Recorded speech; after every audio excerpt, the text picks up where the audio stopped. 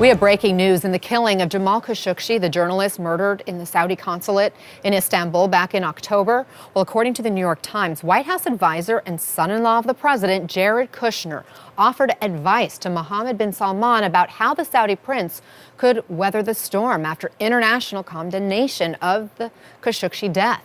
Now, this week, the CIA director reinforced the agency's belief that the prince ordered the journalist killed. CNN has reached out to the White House for a response. Khashoggi's editor at the Washington Post, Karen Ataya, responding to the New York Times reporting, tweeting, "This is insane." And joining me now is Washington investigative reporter for the New York Times, Mark Mazzetti. He co-wrote this story. Mark, you write that Kushner became the prince's most important defender within the White House after this scandal. Brooke, tell us about the advice Kushner gave to the prince and the relationship the two have cultivated. The relationship is one that's gone on for about 2 years, really since President Trump was elected during the transition.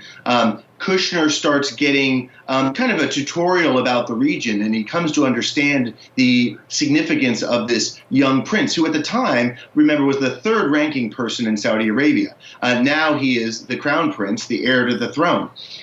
Since Khashoggi's killing, we report that he's continued these messaging conversations with Mohammed bin Salman, and some of the advice he's given is unclear, but it's our understanding that he has been advising him to settle some of his problems in the region, within the kingdom, avoid mistakes, that clearly the killing of Khashoggi was more than a mistake, but he sees MBS as someone who is the future and I think an important ally to the United States.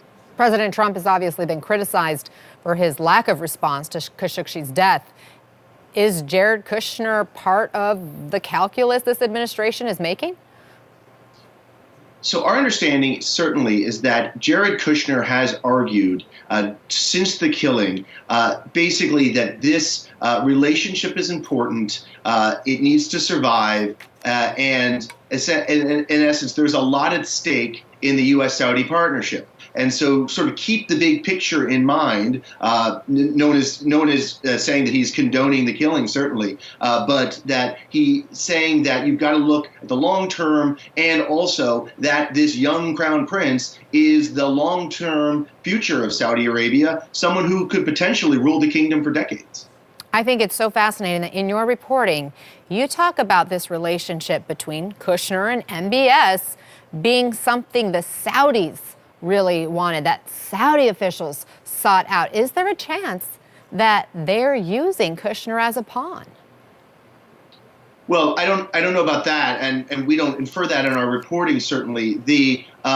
We do say, though, that they saw Jared Kushner as an important voice, an influential voice in the White House, someone who he said at the very beginning wanted to deal with the Israel-Palestine issue. It's something he believes in very strongly, and the Saudis have always been seen as a linchpin for that. So they saw each other as important, and they saw each other as useful partners to get the things done that they wanted done.